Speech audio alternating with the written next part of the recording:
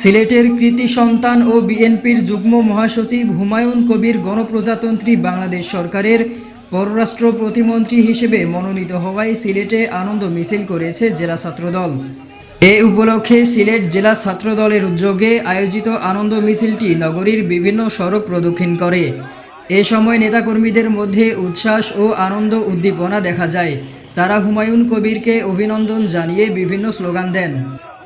মিছিলে ছাত্রদলের নেতাকর্মীরা বলেন, সিলেটের সন্তান হুমায়ুন কবিরকে সরকারের গুরুত্বপূর্ণ দায়িত্বে মনোনীত করায় সিলেটবাসীর জন্য এটি আনন্দ ও গর্বের বিষয়।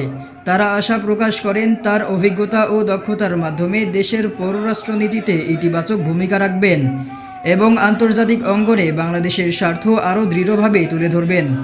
এ সময় নেতাকর্মীরা হুমায়ুন কবিরের সুস্বাস্থ্য, দীর্ঘায়ু ও সফলতা কামনা করেন। পাশাপাশি তাকে সিলেটবাসীর পক্ষ থেকে আন্তরিক শুভেচ্ছা ও অভিনন্দন জানান। আনন্দ মিছিলকে ঘিরে জেলা ছাত্রদলের বিভিন্ন পর্যায়ের নেতাকর্মীদের উপস্থিতিতে নগরীতে উৎসবমুখর পরিবেশ সৃষ্টি হয়।